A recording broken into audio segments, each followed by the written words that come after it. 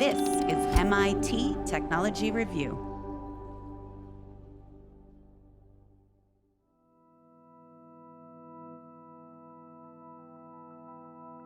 For as long as there's been AI research, games have been a part of it, especially chess. We think of people who are good at playing chess as having a certain level of intelligence, and so the game also became a way to gauge the intelligence of machines. And fun fact, the very first chess-playing program was written before a computer even existed to run it. Pioneering computer scientist Alan Turing played it in 1950 using an algorithm worked out on paper. It didn't work very well, but people continued to advance this research for decades.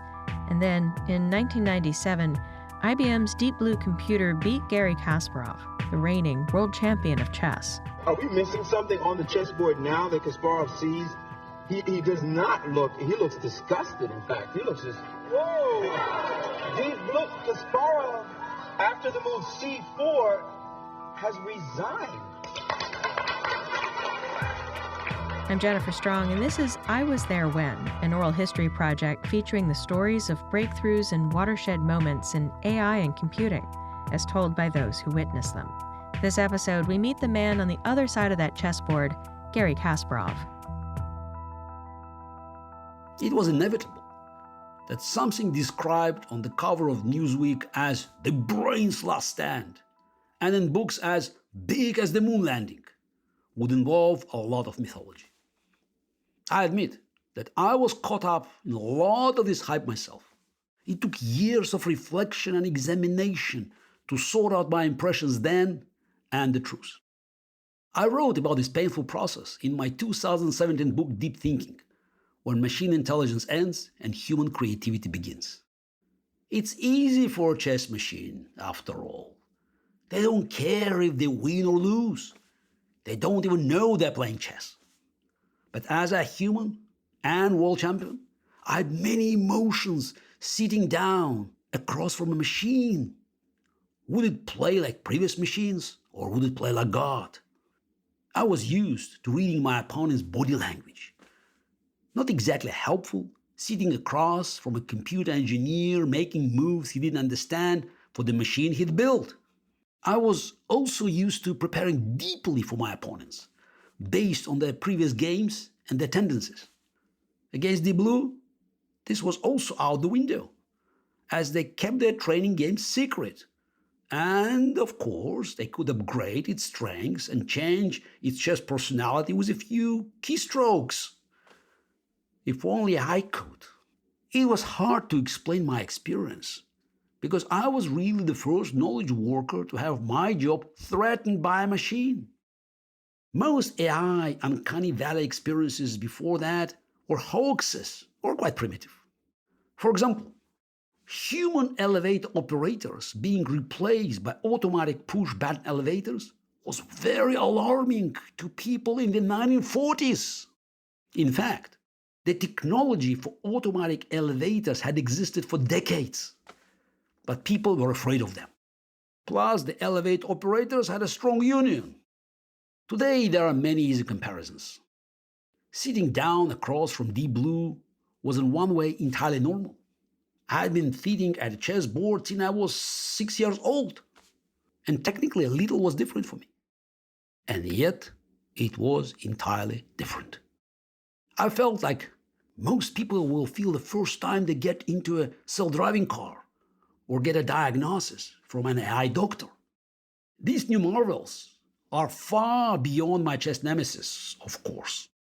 The machine I lost to in the 1997 rematch, sometimes called Deep Blue, was as intelligent as your alarm clock. A $10 million alarm clock, but nothing like what had been imagined by previous generations. This is not to downplay their achievement, which was a Mount Everest of computing, to defeat the world chess champion. There was a reason it got global attention. I only want to put into context what we mean when we say intelligent. Deep Blue did one thing very well, with hundreds of specialized chips. But it was enough to compete at the world champion level because chess is deep, but not deep enough. Deep Blue didn't have to solve chess. It only had to play better over 6 games. And brute force analysis at fast speeds turned out to be enough. It took me a while to absorb the most important lessons of my loss. And they had nothing to do with chess, and everything to do with the future of the human-machine relationship. The period in which we compete against intelligent machines is very small, almost insignificant. Yet, we put so much importance on it, instead of the eternity of machine supremacy that follows, which is what really matters. AI automation replaces human jobs, for example. And there is a brief moment of rough equality in performance with humans. But that doesn't last long. And forever after, machines will do it better, cheaper, and more safely. That's human progress. It makes our lives better. This isn't to be callous to those who lose their jobs. But even there, study after study shows that industries with more automation and AI do better, with more jobs and higher salaries. The alternative is stagnation. Another key point from Deep Blue that has broad applications to AI and tech in general is that we often miss the early signs of inevitable machine dominance. My loss in 1997 rematch was the big deal, but in fact, the most important point had been already made a year earlier in our first match in 1996 in Philadelphia, which I won. But I lost the very first game of the match. And that was the writing on the wall. That made it clear that chess was not as special as everyone had thought. It was just another closed, complex system that would inevitably be cracked by increases in computer power.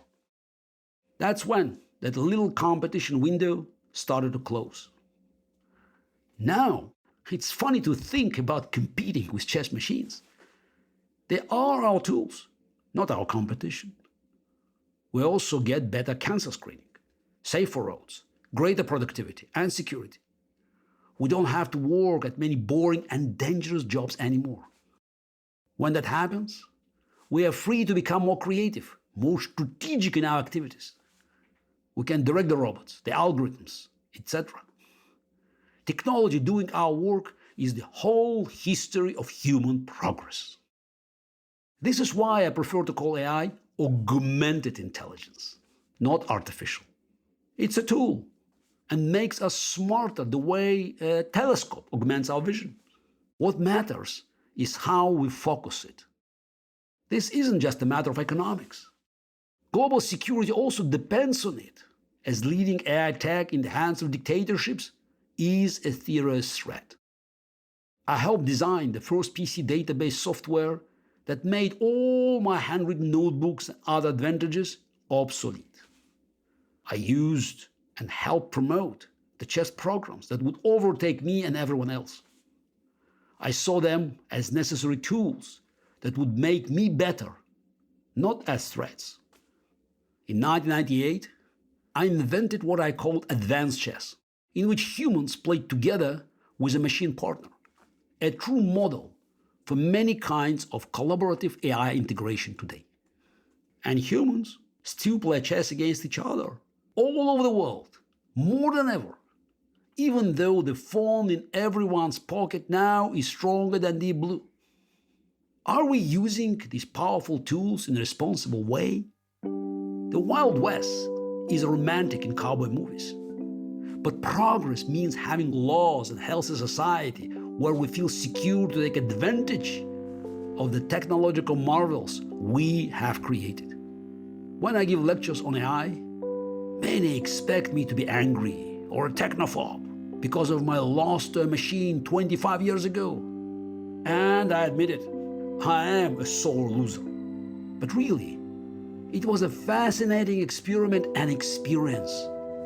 Mostly, I hope others learn from my attitude. If you can beat them, join them. Don't rage against the machine if you can make it work for you and for all of us. Do you have a story to tell? Know someone who does? Drop us an email at podcast@technologyreview.com. You can find links to our reporting in the show notes, and you can support our journalism by going to techreview.com/subscribe.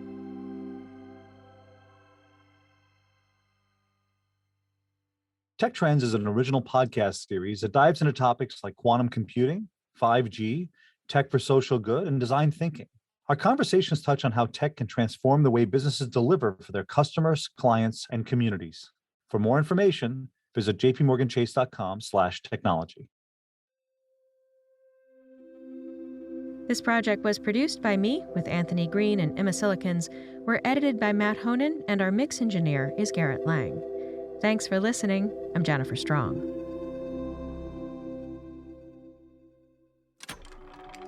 This is MIT Technology Review.